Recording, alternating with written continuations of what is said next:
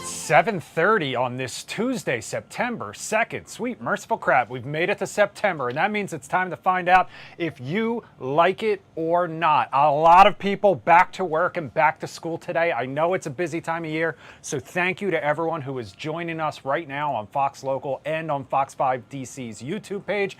I'm producer Chris, but as always, I cannot do this show alone, so let's get the party started. Jim, pop up that graphic. You see it right there. All the different ways that you can join the conversation. If you're watching on your phone on YouTube, start leaving comments now on our YouTube page. I'll read them coming up a little later. If you're watching on your phone on Fox Local or on our website and you want to join the Zoom room, I posted a direct link on my Instagram page. You see it right there, Fox 5 producer Chris. We're also live on TikTok behind the scenes. Speaking of Instagram, we have our broadcast channel.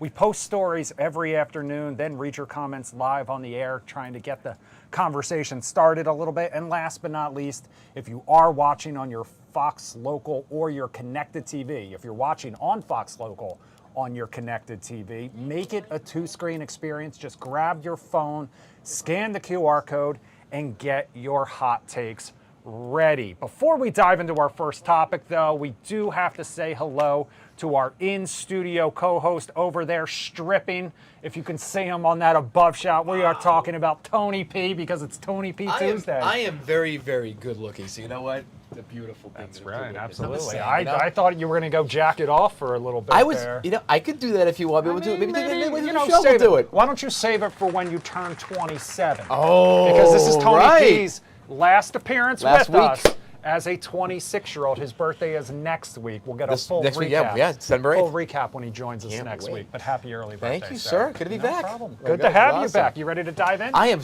These topics are good, so yes, I'm ready to rock and roll. All right. Well, we mentioned that summer is kind of over. We just celebrated Labor Day.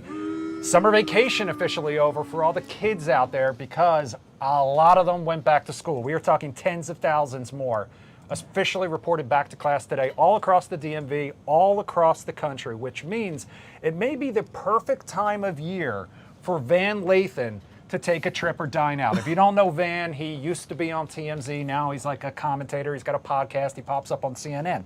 He went viral last year, you may have seen, after he said on CNN he wanted a separate society for children. He doubled down on that, though, over the holiday weekend, saying he still stands by his take. He likes the idea of airlines that you can pay extra for a kid-free flight, special kid-free showings of movies, restaurants with no kids, all of those options. He ended his post saying, quote, "It's not that I don't love kids, it's that I don't love your kids." So Tony P, I will give you first go on this one. The option to pay extra for a kid-free experience. Do you like it or not? I love Van, and he's usually spot on about 95% of the time. He's not on this one. I think. Okay. Look, I like to be positive where I can be. I get the kids can be annoying, but you know what? It's part of life. I mean, you know what? It's you go to a restaurant, like people have to, they want to have fun as parents. You got to bring the kids sometimes. It's part of it, and I think, I know as someone who's single, doesn't have kids yet. I kind of feel for parents. So I get it. So I don't want to be like, oh, you got to have, you got to have a separate, separate part of the plane for just adults. This is not like smoking or whatever like that. Like it's like an alcohol-free zone or something like that. No, we can't do it. We can't. I mean, we used to have smoking and non-smoking sections. Yeah, maybe it's just that. It's like David's in the Lion Zoom room, and David's got a special guest with him. Who's our special guest tonight? Alex, say hi. Hi. To WTTG. Hi, Alex. Oh my God. Thanks for joining us. See, how can you not want to share a restaurant with someone as cute as that? David, as a parent, do you like this idea of separate experiences, paying more? I agree with what you guys just said. How could you not want to spend some time with Alex here? Right. I mean, how could you not want adorable. That? I understand everyone's got their own tastes, and if you want to be free from kids for a while and willing to pay for it, why not? I kind of have a similar thought with long lines at grocery stores. I'm kind of willing to go to convenience stores for some things and pay more just so I don't have to wait online. Yeah, I mean, that's our thoughts on it. I'll be honest with you. I went to a resort back in, I want to say, like June for a wedding, and there was an adults only side and there was a family side. There were restaurants that were for families and there were restaurants that were for adults only. We were separated by a literal plant fence. I mean, it wasn't like, you guys were over in this corner, not allowed, the forbidden area. So there are segments of society that do this. So Chad's in the Lion Zoom room tonight. Chad, do you like the idea of paying a little extra for a kid-free experience? I saw David's kid, and I almost left his Zoom room when I saw the kid. I was like, I'm out of here. I said, but hey, you guys, Chris, I have 2 adult children. They're in college right now, so I actually have kids. Mm-hmm. And now that my kids are older, I'm all for no kids. Let's get them out of the bars. Wow. Now that mine are gone and older. Right. I mean, it seems like, it's like now that you're out of it, like you don't have to worry about it. So now it's all about me. I get that. I do get that. P. My dad's the same way. I understand that. I feel that, it's kids are kind of a fun experience. There are adults that are more annoying than kids. I mean, there are loud talkers that I was at a resort the other day. They were loud talkers. They were all 50 plus, 56-year-old people talking like, hello. It's like, no, I don't want that. David, I was just kidding, by the way. Deb, I know you just joined us. We are talking about Van Lathan's hot take. He said he would be willing to pay extra for kid-free experiences, flights, movies, restaurants. Do you like that take or no? Oh, wow. I love it, actually. Is that horrible? I have 4 kids. No, it's not. It's not. Deb is a parent as well, everyone. Yeah, I do. I appreciate the peacefulness of not having kids around. Okay, there you go. Let us know what you Simple. think. You can still weigh in on our YouTube page. First, though, we're going to move on.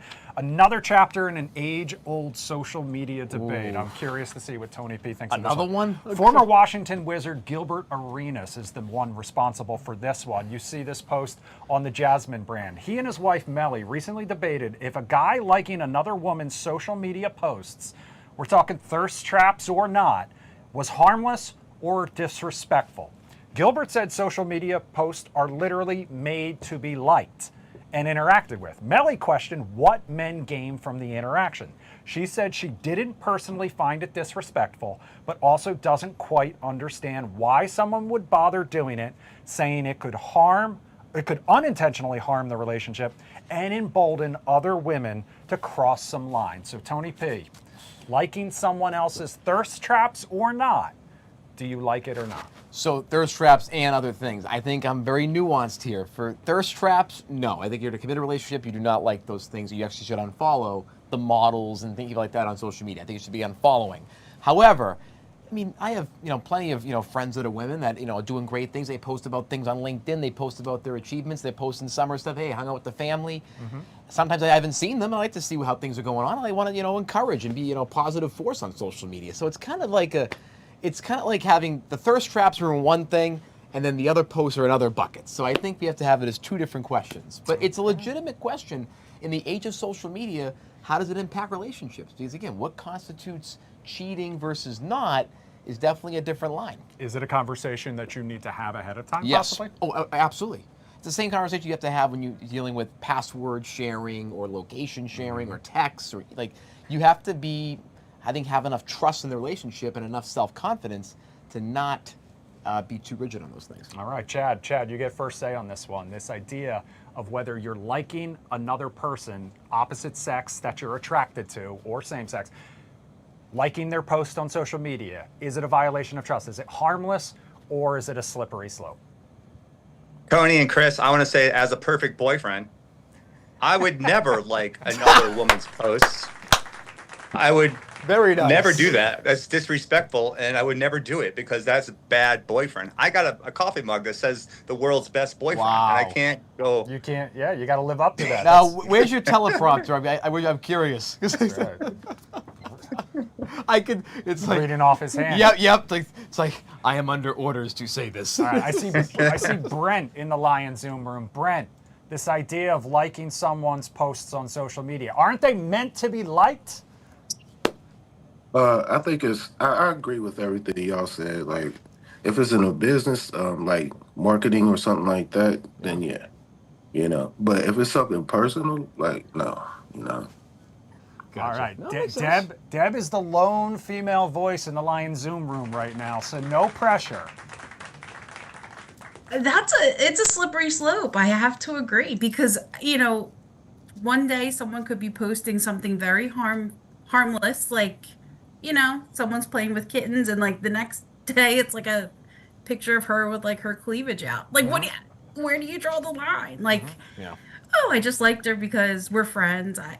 Yeah. I don't know. I have a lot of confidence in my relationship with my husband, but at the same time, there's always going to be that little envy that like kind of picks away at you. So my rule of thumb for myself, and again, take it or leave it, but I am an equal opportunity liker when it comes to this sort of thing. So if I'm gonna like a female's in this instance, if it's a thirst trap or not, I'm gonna like Tony P's thirst trap as well. If I'm gonna leave a fire emoji When's on that it, one coming I'm out? gonna leave. So that's the sort of thing. So if I wouldn't do it for a guy, then I'm not gonna do it. Same rules apply across the board. All right, So next I'm up, ready let's for talk mine. about a new, please. I'm I ready, want to. Anna. We all want to see it. Let's it's talk coming about a up new already. TikTok trend. It's coming, he says. Bustle recently wrote about it, saying this is a sign to open a shared bank account with your friends. So according to social media, the so-called hack is the secret to eventually getting those girls' trips out of the group chat. This is according to Bustle. Now, the original poster who went viral, she's an Australian influencer. She said her group of 6 puts $20 a week into a shared account leading up to a trip. They then use that money to pay for everything from airfare to dinners to drinks, etc. Everything. As you can imagine, some people like the idea. Others think it's a disaster waiting to happen. We put it on our broadcast channel and asked what you think. You can see Joe Nate, he's our chef. He comes on the Lion Lunch Hour all the time. He says, I think it's an innovative idea, especially if the friend group is close-knit and trustworthy. I believe it will foster a transparent deposit process, and everything in the group and everyone in the group can see the progress and contribution of each person on the account. On the other hand, MagTouch12 says, don't like it unless it's a saving for a trip, not for everything. Right. Tony P, where do you stand on this one? Yes. A friend group bank account. If it's, again, labeled for specific things, a friend's getaway trip, or maybe for a friend's gift or something for a birthday, yes. Because, and I also think you should put it in short-term investments, maybe a CD, maybe some stocks short-term to make it grow. Giving us financial advice. No, over hey, here. I'm not a financial advisor. I'm not, okay? But I just think it's a good idea to, again, $20 a week, $10 a week. And then again, maybe a year in, it's a few $1,000s. That can work out versus having to think about things a few months in advance. Like, wait, do I have enough money to cover that? And then you deal with the Venmo request and you just want to die. Like, no, we don't want that. So I think beginning it now, it also allows you to actually commit to something. And the worst comes to worst, if you don't go, you all have some savings you can work with. So it's good skills. It's a good thing to do. Tony P likes it. David, you know I'm coming to you on this one. Do you like this idea or not? I thought you'd come to me on this one. I generally don't like it. I mean, I'll keep an open mind to it, for limited purposes, and you really trust your friends there. You really select who's going to be in that group. True. But man, it's just hard to come up with an idea or an example of what I would go for. I mean, it's out there though. Big sporting events, Super Bowl or something like that. We're going Golf to the Super trip. Bowl. Maybe. I don't know, but I'm really skeptical about it. Yeah, I think you guys are both on the same page of this. If it's a group that regularly does something together, then it may make sense. Brent, I'm gonna come to you next. Do you like this idea of a shared bank account with friends? I agree with everything y'all said. Again, I was thinking how that would be a good investment, but then you would need an accountant, law firm, and different stuff to make sure that the dividends that come from everybody's initial investment, yields, makes financial sense. Okay. That's a good point. Maybe not have an investment then, because you're probably paying the fees and it's more than the account, basically, right? That's a great point, Brent. Like it's Freddie, a lot of effort. Freddie, we haven't called on you yet. Thanks, I'm curious. Sorry, Brent. Freddie, I want to get you in on this one. Do you like this idea of sharing a bank account with your friends? Good question, producer Chris, and also Tony P. Great to see you. Good to see you too, my friend. Thanks for always sharing our stuff, man. You're the best. Thank you. And producer Chris, based on your question, the way you're saying that, I mean, I like that idea because I have a friend, like, I share some bank accounts, but I usually don't do it as much. Yeah, I get that. Now, here's the problem. I'll be the devil's advocate. All right. You guys were all on the same Yeah, page. we're all together The on problem with this for me is that if I look into a shared bank account and it has $10,000, then I have $10,000, and that is the problem with it. And every group's going to have that one person. All right. Oh, wow. I think I mean- I do think, I like it in theory, but I do think it gets into a gray area. Well, how about an app especially for if someone that? is not, well, yeah, I think that would be great. It'd be an innovation in the banking space. Make it like a But you pot of money. really have to know that group of people. All right, let's keep the comments coming if you want to stay on that topic over on our YouTube Yes. page. In the meantime, let's go from friendships to dating now. Because the founder of Bumble recently spoke out about what she sees as the future of dating, especially when it comes to AI. She says AI could be a game changer, and she predicted a world where AI could date other AIs on your behalf. So it's like you have an avatar and it's going to date other people's avatars, and then it's going to narrow down your potential matches to the strongest ones for you. And then you would go on a real, quote unquote, real date. She says you could also use an AI dating concierge to help you work through insecurities or guide you on how to be better at relationships. So Tony P, letting AI decide who you should date. Do you like this or not? Absolutely not, because you know what? It takes all the effort and the hardship in the first, parts of dating. Like, part of learning about yourself is not having an AI tell you what your flaws are. It's going on a lot of first dates and it not working out. A lot happened in my case, right? And I learned that I wasn't exactly a catch for a while. Like, that's a good thing.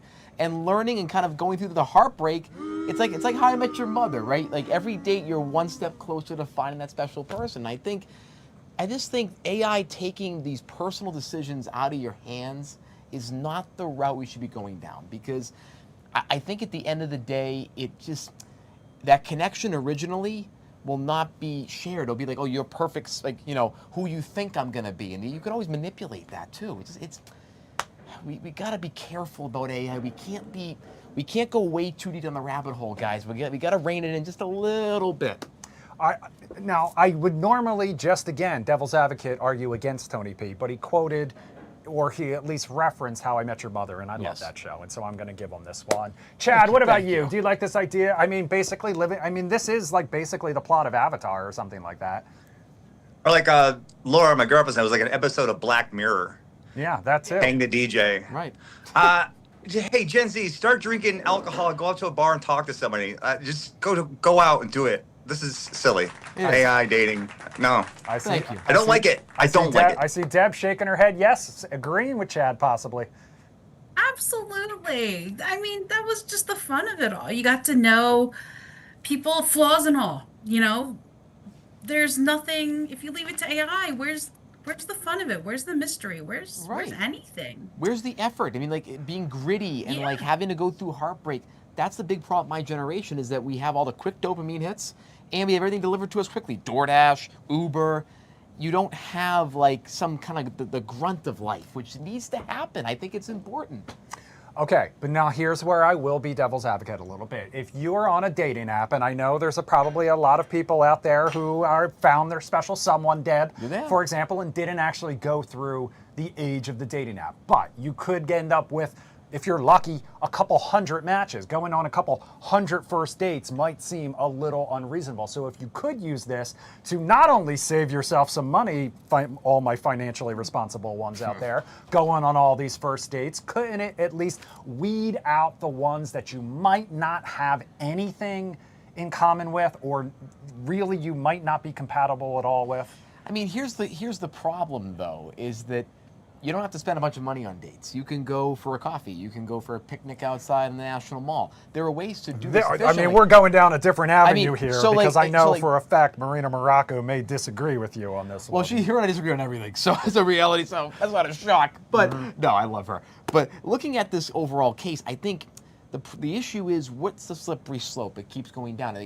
What's going to constitute the weeding out process? Like, I don't trust the people making AI right now a lot of the times. I don't trust this could become like the movie Her with Joaquin Phoenix. Oh, I think we're already there. Oh no, It's too late. That ship has sailed, we're my getting to the friends. end of that movie, is what I'm saying. Like all these things. And again, AI can be used for efficiency and to complement you, not take over a part of your life. All right. Keep the comments coming, please, over on our YouTube page. We're going to read them on the other side of the break. Coming up next, though, we're going to talk about Bill Belichick's UNC debut. Not sure if you caught it, but there was one moment that's kind of overshadowing everything that happened on the field. Plus, we're talking about the phone-free restaurant coming to Washington, D.C. Stay with us. We'll be back in 2 minutes.